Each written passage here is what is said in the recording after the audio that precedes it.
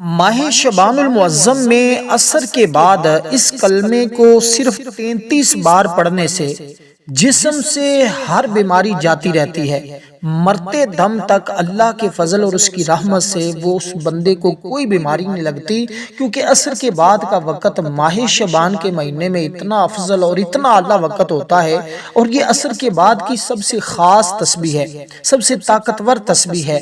دیکھیں، زندگی اللہ تعالیٰ کی عطا کرتا ہے، ایک بہت ہی خوبصورت اور انمول نعمت ہے۔ اس کی اصل خوبصورتی اور رونق ہمارے اس ترتیب کے ساتھ ہوتی ہے کہ ہماری زندگی صحت مند ہو، خوبصورت ہو، خوب سیرت بھی ہو۔ تو اس لیے اس کے لیے آپ نے صرف 33 بار عصر کی نماز کے بعد کسی بھی دن ایک دن اس کو کر کے دیکھیں، تمہیں خود اپنی زندگی میں وہ سب کچھ محسوس ہوگا، وہ خوشحالی محسوس ہوگی، وہ صحت اور تندرستی محسوس ہوگی جس کی ہر شخص کو آج طلب ہوتی ہے، جس کی ہر شخص کو ضرورت ہوتی ہے۔ دیکھیں، یہ ایک عصر کے بعد کا مستقل عمل ہے جو آپ نے کرنا ہوتا ہے۔ اس لیے جب آپ اس عمل کو پڑھیں گے، کریں گے، انشاءاللہ آپ کو خود پتہ چلے گا کہ واقعی یہ عمل عام عمل نہیں ہے، یہ تو ماہ شعبان المعظم کے مہینے کا خاص عمل ہے۔ اس لیے نمازی عصر کے بعد مغرب تک آپ کسی وقت بھی اس کو پڑھ سکتے ہیں، یعنی آپ نے عصر کی نماز کے بعد جو وقت شروع ہوتا ہے، اذان ہو گئی، اور اسی طرح مغرب کی اذان ہونے سے پہلے اس کے درمیان کا جو وقت ہوتا ہے، یہ بڑا اہم اور بڑا قیمتی ہوتا ہے۔ اکثر لوگوں کو اس کے بارے میں خبر نہیں ہوتی، اور بزرگ کہا کرتے کہ اگر کسی کو پتہ چل جائے نا کہ یہ وقت کتنا قیمتی ہے، تو وہ بندہ اپنے سارے کام چھوڑ کر بس اسی وقت میں اللہ کا یہ ذکر کرتا رہے، یہ تسبیحات پڑھتا رہے، کیونکہ اس سے جسمانی بیماریوں سے شفا ملتی ہے، درد اور بے چینی ختم ہو جاتی ہے، دل اور روح کو سکون مل جاتا ہے۔ آج جس سکون کی ہر شخص کو تلاش ہے، بس اس عمل کے پڑھتے ہی اللہ تعالی ہر قسم کی شفا عطا فرما دے گا۔ اب اس عمل کو کرنے کا طریقہ بالکل آسان ہے۔ اول آخر 7 مرتبہ آپ نے درود پاک پڑھنا ہے۔ اس کو باوضو کرنا ہے، گھر میں بیٹھ کر کریں، مسجد میں کریں، دنیا کے جس کونے میں بھی ہے، جہاں بھی رہتے ہیں، جس جگہ بھی موجود ہے، آپ اس کو وہیں پہ پڑھ سکتے ہیں۔ اس میں کوئی دوسری تیسری چوتھی بات نہیں ہے، بالکل آسان سا عمل ہے، ترتیب بھی بالکل آسان سی ہے۔ اس لیے آپ جب اس کو پڑھیں گے تو انشاءاللہ تعالی آپ کو خود سمجھ آ جائے گی کہ یہ عمل اتنا شاندار ہے کہ اس کے پڑھنے سے آپ کی زندگی میں ایک واضح طور پر فرق محسوس ہوگا۔ دیکھیں، جس طرح نماز فجر کے بعد کے وقت کی اہمیت ہوتی ہے نا، اسی طرح نماز عصر کے بعد کے وقت کی بڑی اہمیت اور فضیلت جس کو حدیث نے بیان کیا ہے، میرے آقا نے مختلف چیزیں اس کے بارے میں بیان فرمائی ہیں، کیونکہ اس وقت اللہ کے سارے نوری ملائکہ فرشتے زمین پر ہوتے ہیں۔ آقا علیہ الصلوۃ والسلام نے فرمایا کہ میری امت پر دن اور رات میں 5 نمازیں فرض ہیں، اور اس میں نے عہد یہ کیا کہ جو نمازوں کے اوقات میں پابندی کرے گا میں اس کو جنت میں داخل کروں گا۔ حضور فرماتے ہیں کہ اللہ تبارک و تعالی اس کو جنت میں داخل فرمائیں گے۔ آقا علیہ الصلوۃ والسلام کا ایک فرمان ہے کہ صبح کی نماز پڑھتا ہے وہ شام تک اللہ کے ذمے میں رہتا ہے، اور اللہ اپنا ذمہ نہیں توڑتا، یعنی اللہ کی حفاظت میں چلا جاتا ہے۔ اگر کوئی اس کو چھوڑے گا تو اوندے بال اللہ تعالیٰ اس کو دوزخ میں ڈالے گا۔ اسی طرح فرمایا کہ اسی طرح جب کوئی عصر کی نماز پڑھتا ہے، آپ قبر میں جب کسی مردے کو اتارتے ہیں تو اس کو قبر کے اندر بھی عصر کا ہی وقت دکھائی دیتا ہے۔ کہتے ہیں ایک تو صبح کا وقت ہوتا ہے جب اللہ کے نوری ملائکہ زمین پر ہوتے ہیں، ایک عصر کا وقت ہوتا ہے جب اللہ کے نوری ملائکہ زمین پر آتے ہیں اور پھر وہ اللہ تعالیٰ کی بارگاہ میں جاتے ہیں۔ تو سارے فرشتے عصر کے ٹائم زمین پر اکٹھے ہوتے ہیں، صبح والے بھی، رات والے بھی۔ تو وہ دن بھر جو کچھ بندے نے کیا ہوتا ہے وہ شام کو اللہ کی بارگاہ میں لے کر جاتے ہیں۔ اس لیے کہا کہ عصر کے ٹائم اگر کوئی بندہ یہ تسبیح پڑھتا ہے، اللہ تعالیٰ اس کے مقدر کو سنوار دیتا ہے، اس کی قسمت کو بدل دیتا ہے۔ تو یہ تسبیح پڑھنے کا طریقہ بالکل آسان سا ہے۔ درود پاک آپ نے پڑھا، اس کے بعد قرآن کریم کی یہ عظیم سورت پڑھنی ہے، اور یہ پورا عمل کرنے کے بعد آپ نے اپنے ہاتھوں کے اوپر دم بھی کرنا ہے۔ دم بالکل آسان سا طریقہ ہے، کوئی مشکل نہیں ہے۔ دم کرنے کا یہ ہوگا کہ آپ نے سب سے پہلے اپنے ہاتھوں کے اوپر پھونک مارنی، پھونک مارنے کے بعد اپنے چہرے پہ پھیر لینے، چہرے پر پھیرنے کے بعد اپنے پورے وجود پر جہاں تک آپ کا ہاتھ جا سکیں دونوں ہاتھوں کو پھیرنا ہے، ساتھ یہ کہنا یا اللہ مجھے ہر قسم کی جسمانی اور روحانی بیماریوں سے شفا عطا فرما۔ تو یہ ترتیب ہوگی، یہ طریقہ کار ہوگا۔ تو اب آپ نے قرآن کریم کی جب درود پاک پڑھ لیا اور یہ سورہ مبارکہ پڑھنی ہے، اور یہ سورت کتنی بار پڑھنی ہے اس کو ذرا سن لیں۔ جو تسبیح آپ نے 33 بار پڑھنی ہے وہ تو ایک ایسی کامیاب ترین تسبیح ہے نا کہ جس نے بھی پہلے پڑھی ہے اللہ پاک نے ہر مشکل میں آسانی عطا کی ہے، ہر بیماری سے شفا عطا کی ہے۔ تو اب آپ نے دیکھیں روحانی کمزوری بعض لوگوں کو ہوتی ہے، بعض کو جسمانی مسائل ہوتے ہیں، تو یہ عمل دونوں کاموں کے لیے سب سے بہترین اور سب سے مجرب ترین اور سب سے طاقتور ترین ہے، اس لیے کہ یہ عمل اتنا طاقتور، اتنا مجرب اور اتنا اس سے کے ذریعے انسان کی زندگی کی مایوسیاں ختم ہو جاتی ہیں، انسان کی زندگی میں وہ رونق، وہ خوشحالی آتی ہے جس کی آج دیکھیں ماہ شعبان کا یہ مہینہ کوئی عام مہینہ تو نہیں نا، یہ مہینہ تو عظمتوں اور فضیلتوں کے اعتبار سے قرآن و حدیث کے مطابق اس مہینے کی عظمت اور فضیلت یہ ہے کہ جو یہ رجب اور رمضان کے درمیان میں واقع ہے، یہ مہینہ عبادت، توبہ، استغفار، روحانی تیاری کا مہینہ ہوتا ہے۔ رسول پاک صلی اللہ علیہ وسلم اس مہینے میں کثرت سے عبادت کرتے تھے، کیونکہ شعبان لفظ جو ہے نا یہ شاب سے نکلا ہے، جس کے معنی ہوتے ہیں بکھر جانا یا تقسیم ہونا۔ اس مہینے میں خیر و برکت تقسیم ہوتی ہے، رزق کے فیصلے ہوتے ہیں، اعمال اٹھائے جاتے ہیں۔ قرآن مجید میں بھی متعدد آیات میں یہ چیز واضح طور پہ ہے کہ اللہ تعالیٰ فرماتا ہے اپنے رب کی طرف جھک جاؤ، اسی کے ہو کر رہو۔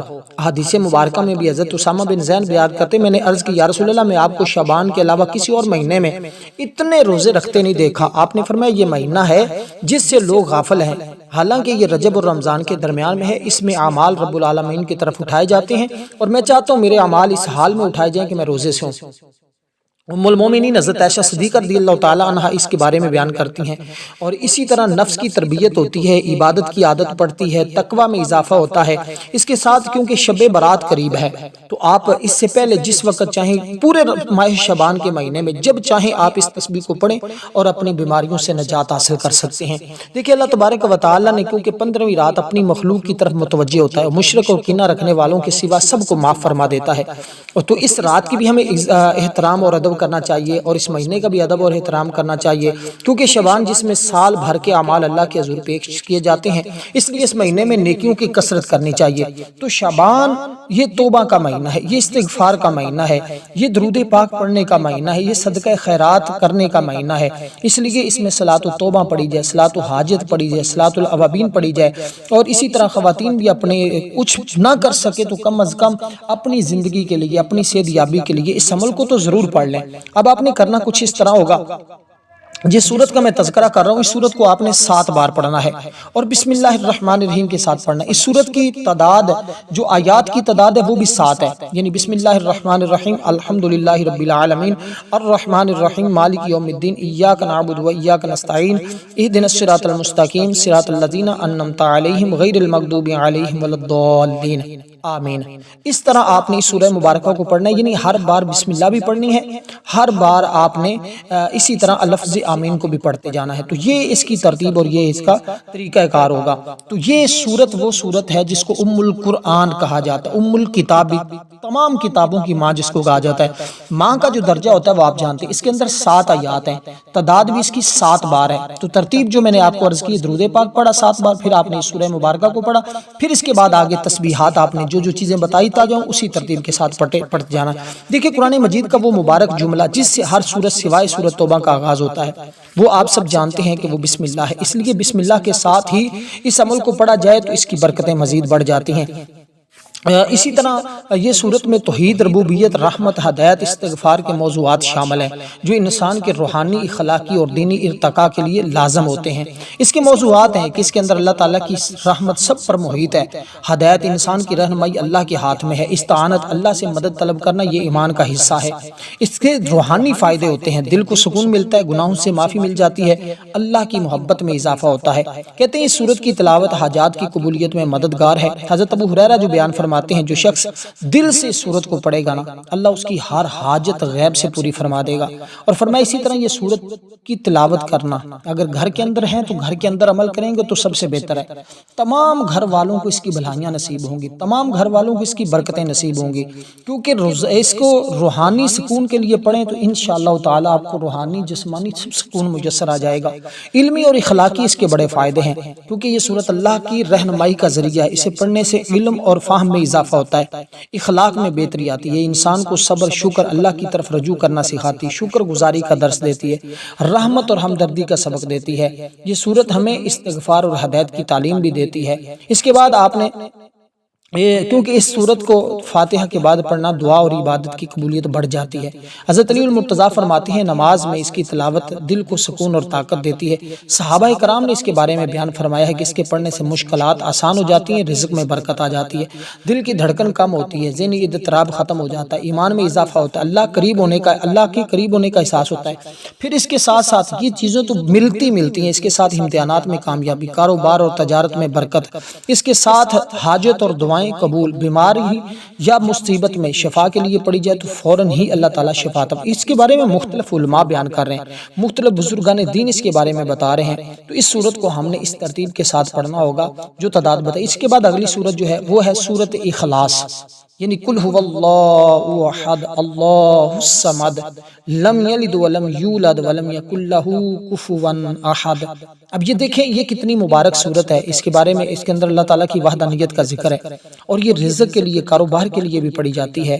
اس کے ہزاروں فائدے ہوتے ہیں، ہزاروں کے بھی بعض لوگوں نے کہا کہ لاکھوں نہیں کروڑوں فائدے ہوتے ہیں جب کوئی بندہ اس کو نماز عصر کے بعد پڑھتا ہے، یعنی عصر کا وقت ہوا، آپ اس وقت اس سورت کو پڑھنا شروع کر دیں، کوشش کیا کریں نمازوں کی پابندی کریں۔ اگر روحانی طاقت جس کی مضبوط ہوتی ہے، جس کی روحانی قوت مضبوط ہوتی ہے، وہ کسی میدان میں بھی ناکام نہیں ہوتا، وہ ہمیشہ ہر میدان میں ہر جگہ کامیاب ہوتا ہے۔ اس لیے جو بندہ ہر جگہ کامیابی چاہتا ہے نا، دیکھنے میں یہ قرآن کریم کی نہایت عظیم اور مجرب ترین صورت ہے۔ یہ اگرچہ الفاظ میں مختصر ہے مگر اپنے معنی، عقیدہ، اثرات میں پورے قرآن کے برابر ہے۔ اس صورت میں اللہ تعالیٰ کی وحدانیت کا ذکر ہے نا، اس کی صفات اور یکتائی کو انتہائی جامع انداز میں بیان کیا گیا، اس لیے یہ سورت توحید بھی کہلاتی ہے۔ نبی علیہ السلام نے فرمایا یہ قرآن مجید، اس کو پڑھنا یہ قرآن کریم کے 1/3 کے برابر، یعنی 10 سپارے پڑھنے کے برابر ثواب ہے۔ 2 بار پڑھیں تو 20 سپارے، 3 بار پڑھیں تو پورا قرآن پڑھنے کا ثواب ہے۔ تو اس لیے جب کفاران مکہ نے حضور سے پوچھا تھا نا اپنے خدا کا تعارف بتائیں، تو یہ خدا کا تعارف ہے۔ تو جب بندہ کسی کو خدا کا تعارف بیان کرتا ہے نا، اللہ کی تعریف کرتا ہے، اللہ کی حمد، اللہ کی ثنا کرتا ہے، اللہ کی پاکی بیان کرتا ہے، اللہ پاک اس بندے سے راضی ہو جاتا ہے۔ خدا را جس بندے سے اللہ راضی ہو گیا نا، خدا کی قسم وہ بندہ جو کچھ رب سے مانگتا ہے اللہ تعالیٰ عطا فرما دیتا ہے۔ ویسے بھی یہ گھڑیاں عصر کی بعد کی قبولیت کی گھڑیاں ہوتی ہیں، اس کا ہر لمحہ، ہر وقت، ہر حصہ ہی بڑا قیمتی ہوتا ہے۔ اس لیے نبی علیہ السلام اس سورت کے پڑھنے والے سے بے حد محبت کرتے تھے۔ جو بندہ اس سورت سے محبت کرتا ہے نا، حضور فرماتے ہیں اللہ تعالیٰ اس کی محبت اس کو جنت میں داخل کروا دے گی۔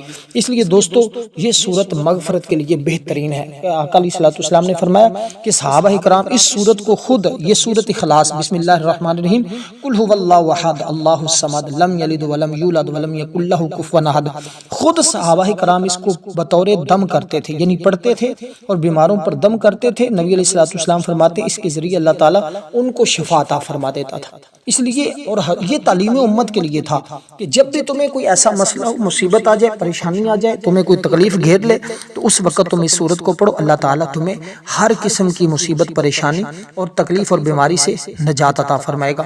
تو یہ رزق میں بھی برکت لاتی ہے۔ اس کے بارے میں یہ بھی کہا جاتا ہے، اس لیے میں بارہا کہتا ہوں کہ جب اعمال اور وظائف کی بات ہو تو کوشش کیا کریں اپنے گھر میں کریں، پھر فائدہ کیا ہوگا کہ گھر کے اندر سے نحوستیں ختم ہوں گی، گھر کے اندر سے پریشانیاں ختم ہوں گی، گھر کے اندر سے تمام مسائل کا بھی صفایا ہو جائے گا۔ اس لیے بارہا ہم یہی بات کہتے ہیں کہ جو اعمال گھر پڑھنے سے تاثیر اور برکت ملتی ہے وہ شاید باہر کسی میدان میں پڑھنے سے برکت اور تاثیر نہیں ملتی۔ تو جو گھر کے اندر ایسے مسائل ہوتے ہیں وہ بھی ختم، آپ دنیا کے جس کونے میں بھی ہیں آپ وہیں پہ پڑھ لیں، دکان میں بیٹھے ہیں، کاروبار والی جگہ پہ ہیں، لیکن افضل ترین وقت میں نے آپ کے سامنے ذکر کر دیا ہے، اور اسی طرح وقت کے ساتھ ساتھ میں نے وظیفہ بھی آپ کو وہ کمال کا دے دیا ہے، وہ تسبیح بھی کمال کی بتا دی ہے جس کی ہر شخص کو آج طلب اور ضرورت اور حاجت ہوتی ہے۔ دیکھیں گھر میں اس سورت کی تلاوت کرنا یہ فکر و فاقہ، تنگی، لڑائیاں ختم کروا دے، کیونکہ اس کے پڑھتے گھر میں رحمتوں کا نزول ہو جاتا ہے۔ اس کو آپ نے 7 مرتبہ پڑھنا ہے، کیونکہ اخلاص کا مطلب ہر شخص جانتا ہے کہ اللہ کے لیے خالص ہونا۔ یہ سورت ہمیں سکھاتی ہے کہ عبادت صرف اللہ کے لیے ہے، دعا صرف اللہ سے مانگی جائے، امید صرف اللہ سے رکھی جائے۔ دنیا اور آخرت میں یہ سورت ہمیں انسان کے عقیدے کو درست کرنے کے لیے ہے، درست عقیدہ ہی جنت کا راستہ ہے۔ تو اس لیے روزانہ کا معمول اس کو بنا لیں، اور انشاءاللہ آپ کو خود پتہ چل جائے گا۔ 3 دن مسلسل پڑھ کے دیکھیں یار، آپ کو پہلے دن ہی اس کی برکت اور تاثیر کا خود اندازہ ہو جائے گا کہ یہ واقعی یہ صورت کوئی عام صورت نہیں ہے، یہ تو کمال درجے کی صورت ہے۔ اس کے کمالات اور اس کے جو باقی چیزیں ہیں وہ اس قدر مبارک ہوں گی تو انشاءاللہ تعالی آپ کو خود اندازہ ہوگا۔ اب اس کے بعد جب اس سورہ مبارکہ کو بھی آپ نے ہر بار بسم اللہ الرحمن الرحیم کے ساتھ پڑھ لیا، یعنی ہر بار آپ نے بسم اللہ الرحمن الرحیم کے ساتھ ہی سورت کو پڑھنا ہے، تو اس سورت کے پڑھنے کے بعد اگلی جو چیز آپ نے پڑھنی ہے نا، وہ ہے 33 مرتبہ۔ اسی طرح یہ تیسری چیز میں آپ کو بتا رہا ہوں، 2 صورتیں، تیسری تسبیح بتانے لگا ہوں، اس کے بعد 2 چیزیں اور میں آپ کو بتاؤں گا۔ یہ ٹوٹل 5 چیزوں پر مشتمل عمل ہوگا، تو یہ 5 کام آپ نے کرنے ہوں گے۔ تیسرا کام جو آپ کو عرض کرنے لگا ہوں، یہ بڑا ہی اہم ہے، بڑا ہی قیمتی ہے، آپ کو اندازہ نہیں ہے کہ اس کو آپ نے اس کی برکتیں کیسے حاصل کرنی۔ اب دیکھیں یہ جو چیز میں آپ کو بتاؤں، دیکھیں اللہ تبارک و تعالیٰ کے جتنے بھی اسماء ہوتے ہیں نا، ان کی جو تسبیحات ہوتی ہیں ان کی مختلف تاثیر ہوتی ہے، یعنی بندے کو ایمان کو مضبوط کرنے، روحانی سکون عطا کرنے کا یہ ذریعہ ہوتے ہیں۔ تو جب کوئی بندہ اس طرح پڑھتا ہے نا کہ یا شافی، صرف اتنا سا یا شافی، اس کا کیا مطلب ہے؟ جو اللہ یعنی شفا دینے والی قدرت، بے شمار مہربانی اور مرض کا علاج زہر یعنی کہ کرنے والا ذات، یعنی اے شفا دینے والے رب، اے شفا دینے والی ذات۔ تو جب ہم کہتے ہیں نا یا شافی یا شافی یا شافی، تو یہ اللہ تعالیٰ سے ہم شفا طلب کر رہے ہیں۔ تو جب ہم اس کو پڑھتے ہیں تو اللہ تعالیٰ ہر مرض سے شفا دے۔ دیکھیں جب انسان بیماری میں یا دکھ میں مبتلا ہوتا ہے نا، علاج کے باوجود شفا نہ ملے، تو یہ نام ایمان، دعا اور اللہ کی قدرت پر بھروسے کا ذریعہ بنتا ہے۔ یعنی اس کا مطلب وہ ذات جو ہر قسم کی بیماری اور کمزوری کو شفا عطا کرنے والی ہے، جسمانی ہو، روحانی ہو، ذہنی ہو، دل کی اور ہر قسم کی۔ بس بات ختم۔ وَإِذَا مَرِضْتُ فَهُوَ يَشْفِينِ، یہ یشفین سے شفا بنا ہے، یعنی جب میں بیمار ہوتا ہوں تو وہی مجھے شفا دیتا ہے۔ آقا علیہ الصلوۃ والسلام نے بھی فرمایا تمہارے رب کی ذات شفا دینے والی ہے، دعا اور علاج دونوں کے ذریعے شفا دیتا ہے۔ تو آپ اپنا علاج ساتھ جاری رکھیں، کسی بھی مرض کے اندر ہے، لیکن اس کے ساتھ اس عمل کو ضرور پڑھیں، کیونکہ جسمانی بیماری میں بھی جو شخص یا شافی کو پڑھے گا نا، ورد کرے گا، اللہ تعالیٰ اس کی بیماری میں شفا عطا فرما دے، چاہے بیماری شدید ہو یا طویل مدت کی ہو۔ تو اسی طرح دل کی بیماری، خوف، ذہنی دباؤ، پریشانی، یہ نام بہت ہی مؤثر ہے۔ دعاؤں کی قبول، یہ نام پڑھنے سے دعا میں بھی اثر آتا ہے، کیونکہ اللہ بندے کے دل کی حالت اور اس کی ضرورت سے باخبر ہے۔ علاج کے ساتھ یعنی دعا یا ہسپتال کے علاج کے ساتھ اس کا استعمال کرنے سے شفا تیز اور آسان ہو جاتی ہے۔ تو آپ کو پہلے دن ہی، بعض لوگ کہتے ہیں ہم نے بڑی دوائیاں کھا رہے ہیں لیکن کہیں سے کوئی شفا کا راستہ نہیں بن رہا، تو بس جب انہوں نے اس کے ساتھ صرف شفا نہیں ہے، یہ عمل جو آپ کو بتا رہا ہوں نا، یہ تیسری تسبیح جو آپ کو بتا رہا ہوں، یقین جانیں ان تسبیحات کے ساتھ تو بہت ساری چیزیں جڑی ہوئی ہیں، دعاؤں کی قبولیت جڑی ہوئی ہے، حاجتیں جڑی ہوئی ہیں، پریشانیوں کا خاتمہ ہے، دکھ اور مصیبتوں کا خاتمہ ہے، اور بہت سارے انعامات اس کے ذریعے ملتے ہیں۔ یہ نام انسان کے دل میں سکون پیدا کر دیتا ہے، بیماری کے دوران صبر بھی آتا ہے، امید بھی پیدا ہوتی ہے۔ بزرگان دین کے اقوال ہیں کہ جو دل سے یہ پڑھے گا نا، اس لیے ہم کہتے ہیں ہر عمل کو ہی دل سے پڑھنا چاہیے، اللہ اسے شفا عطا کرتا ہے۔ اور جو کہا جاتا ہے نا ورد اور دم کے ذریعے، یہ نام بیماریوں کے چھپے ہوئے اثرات بھی دور کر دیتا ہے، تو اس لیے دل کو سکون اور اعتماد ملتا ہے، خوف بے چینی ختم ہوتی ہے، امید اور ایمان مضبوط ہوتا ہے۔ تو اس لیے بیماری کا علاج بہت مؤثر ترین ہے، جسم میں توانائی واپس آتی، قوت مدافعت بھی بہتر ہوتی ہے۔ دم اور بھی اس کا ورد ہاتھوں میں پر دم کریں، جسم پر پھیریں، پانی پہ دم کر کے بھی پی سکتے ہیں۔ اسی طرح روزانہ کی بنیاد پر آپ کو بہتری محسوس ہونا شروع ہو جائے گی، اور 3 دن کے اندر مکمل طور پر اللہ آپ کو اپنے فضل اور اپنی رحمت کے ذریعے شفا عطا فرما دے گا۔ تو اس لیے کیونکہ دیکھیں بیمار انسان پڑھے یا کوئی دوسرا پڑھے، عاجزی اور یقین کے ساتھ، شفا کے لیے صبر اور شکر کے ساتھ اس کو اب آپ نے 33 مرتبہ یہ کلمات پڑھنے ہیں، اور اس کے بعد پھر آگے اور تسبیحات ہیں جو آپ نے پڑھنی ہے۔ دیکھیں یہ پورا عمل کرتے ہوئے آپ کے 4 سے 5 حد 10 منٹ لگتے ہیں، اتنا بھی ٹائم نہیں لگتا۔ دیکھیں پہلے جو آپ نے صورتیں پڑھی ہیں کتنا ٹائم لگے گا، 2 منٹ، 1 منٹ لگنا ہے اس کو پڑھتے ہوئے، حد 2 منٹ۔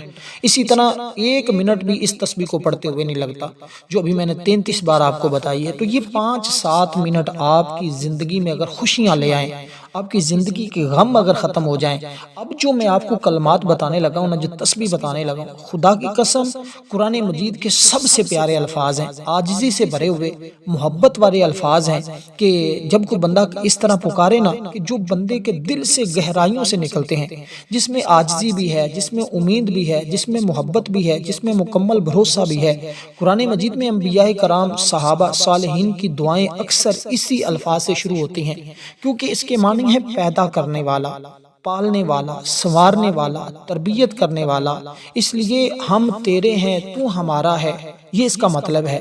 اللہ تعالیٰ کہ ہم بندے ہیں اور اللہ ہمارا ہے، اس لیے کہ اس کے ذریعے جب کوئی بندہ مانگتا ہے نا، عاجزی کی علامت ہے اس کے ساتھ مانگنا، قبولیت کا ذریعہ ہے، اللہ کے قریب ہونے کا راستہ ہے۔ یہ لفظ خود دعا کے آداب سکھا دیتا ہے۔ انبیاء کی زبان پر یہ الفاظ آتے ہیں۔ حضرت ابراہیم علیہ السلام، حضرت آدم، حضرت نوح، حضرت موسیٰ، حضرت عیسیٰ، سب نے اپنی دعاؤں میں یہ جملہ بولا ہے، اور اس لیے کہ ہم نے جب یہ کلمات، یہ دعا میں سکھاتی ہے کہ گناہ کے بعد اللہ کو اس طرح کہہ کر پکارنا، یہ مغفرت کا دروازہ کھولتا ہے۔ دل کی زبان، یعنی کبھی کبھار انسان کے پاس الفاظ نہیں ہوتے، بس دل سے نکلتا ہے، تو وہ کیا نکلتا ہے؟ وہ یہی الفاظ نکلتے ہیں، یا ربنا، اے ہمارے رب۔ اللہ فرماتے ہیں جی میرے بندے تو مانگ، اب کیا مانگتا ہے؟ کیونکہ راستے جس بندے کے بند ہو جائیں، لوگ جس کا ساتھ چھوڑ جائیں، عقل جس کی جواب دے جائے، تو وہ فقط یہ کہے یا ربنا، مجھے میرا رب کافی ہے۔ تو اس لیے یہ لفظ بندے کو یاد دلاتے ہیں کہ میرا رب مجھے اکیلا نہیں چھوڑے گا۔ یہ یقین صبر کو طاقت بنا دیتا ہے، رزق بھی آسانی کے ساتھ میسر ہونا شروع ہو جاتا ہے، کیونکہ اس کو پڑھنے والا کبھی خالی لوٹتا ہی نہیں ہے۔ اس طرح مانگنے والا کبھی خالی لوٹتا ہی نہیں ہے، کیونکہ رب پالنے والا ہے، رب دینے والا ہے۔ یہ دعا گھر، اولاد اور نسل کی اصلاح کا ذریعہ ہوتی ہے۔ اس لیے جب اس کے پڑھنے سے تکبر ٹوٹ جاتا ہے نا، انا ختم ہو جاتی ہے، بندہ بندہ بن جاتا ہے۔ بس سادہ لفظوں میں یہ بات سمجھا رہا ہوں۔ دیکھیں نماز میں جب دل سے یہ الفاظ نکلتے ہیں نا، تو نماز زندہ ہو جاتی ہے، آنکھیں نم ہو جاتی ہیں، قبر اور آخرت اس بندے کی سنور جاتی ہے۔ بس بات مختصر ہی ہے، آخر میں آپ کو آخری تسبیح، یہ چوتھے نمبر پر تسبیح بتا رہا ہوں، اس کے بعد آخری تسبیح بتاؤں گا، عمل مکمل ہو جائے گا۔ ان کلمات کو بھی آپ نے 33 بار پڑھنا ہے۔ اس کے بعد جو آخری تسبیح ہے پڑھنی، وہ بھی آپ نے 33 بار ہے۔ 2 چیزیں آپ نے 7 بار پڑھی ہیں، باقی 3 چیزیں آپ نے 33 بار پڑھی ہیں۔ اب عمل آپ کا مکمل ہو جائے گا۔ اس کے بعد آپ نے، جیسے میں نے کہا ہے، پانی کے اوپر چاہیں تو دم کر کے پئیں، ہاتھوں کے اوپر دم کر کے وجود کے اوپر پھیریں، کیونکہ اللہ قریب ہے، اللہ سنتا ہے، اللہ ہمارا ہے۔ تو آخر میں یہی کہوں گا، یہ 2 لفظ نہیں ہیں، یہ بندے اور رب کے درمیان سب سے خوبصورت رشتہ ہے۔ جو بندہ دل سے یقین اور عاجزی سے یہ کہنا اللہ کو پکارتا ہے، اللہ اسے کبھی تنہا نہیں چھوڑتا، دنیا میں بھی آخرت میں بھی۔ اس لیے دوستو آپ اس ترتیب کے ساتھ اپنے رب سے مانگیں گے، انشاءاللہ تعالی وہ بار بار دیتا ہے، بے حساب نوازتا ہے۔ تو وہ ذات جو بغیر مانگے عطا کرے، وہ میرے رب کی ذات ہے۔ ایمان بھی عطا کرنا اللہ عطا کرتا ہے، اولاد بھی اللہ دیتا ہے، علم بھی اللہ دیتا ہے، سکون بھی اللہ دیتا ہے، عزت بھی اللہ دیتا ہے، محبت بھی اللہ دیتا ہے، گناہوں کے بعد بھی عطا کرنے والی ذات اللہ کی ہے۔ اب آپ نے جو آخری چیزیں پڑھنی ہیں وہ آپ سن لیں، اور کیونکہ جو آخری کلمات ہیں، جو آخری تسبیح، اس کے بعد آپ نے درود پاک پڑھنا ہے، درود پاک کے بعد آپ نے دعا بھی کرنی ہے، اور جیسے میں نے کہا ہے اپنے اوپر دم بھی کرنا ہے۔ تو اس لیے امید اللہ سے رکھیں، سوال اللہ سے کریں، مدد اپنے رب سے مانگیں، اس عمل کے ساتھ مانگیں، ماہ شعبان المعظم کے اس مہینے کے واسطے سے مانگیں، انشاءاللہ خالی دامن تمہارے بھر جائیں گے۔ اب دوستو آپ نے کرنا کچھ اس طرح ہے کہ یہ جو کلمات میں آپ کو بتانے لگا ہوں، ان کلمات کے اندر بھی انسان کے لیے شفا بھی ہے، گھبراہٹ ختم، مایوسی ختم، خوف ختم، بے سکونی ختم، دل کا یہ علاج، جسم کا یہ علاج، روح کا یہ علاج، اس کے ساتھ ساتھ رکاوٹیں، بہت سارے لوگوں کی دوائیاں اثر نہیں کر رہی ہوتی، رپورٹیں بھی صحیح آ رہی ہوتی ہیں، اس طرح کے معاملات والے لوگوں کے لیے یہ بہترین موقع ہے۔ اب انہوں نے کرنا کیا ہے، یہ تسبیح پڑھنی ہے، آپ نے فقط اتنے سے الفاظ پڑھنے ہیں، اللہ کے حضور دعا کرنی ہے انشاءاللہ۔ اور ہماری جو ہے نا شب برات میں خصوصی دعا ہوگی، جو لوگ اس دعا میں اپنا نام شامل کروانا چاہتے ہیں 10 بار درود پاک پڑھیں، کمنٹ میں نام لکھیں، انشاءاللہ دعاؤں میں شامل کیا جائے گا۔ کوئی مشکل طریقہ نہیں ہے، آسان سا طریقہ ہے، دعاؤں میں بھی ضرور شامل ہو، ویڈیو کو لائک بھی کریں، آگے دوست احباب تک شیئر بھی کریں، ہر شخص کو جو ہے اس سے فائدہ، کیونکہ یہ دل کو پاک کرتا ہے، روح کو تازگی بخشتا ہے۔ جب انسان گناہوں میں مبتلا ہو جاتا ہے، اس کا دل سخت ہوتا ہے، تو استغفر اللہ پڑھنا اس کے دل کو نرم کر دیتا ہے۔ آپ نے فقط استغفر اللہ استغفر اللہ استغفر اللہ پڑھنا ہے۔ والسلام ورحمۃ اللہ۔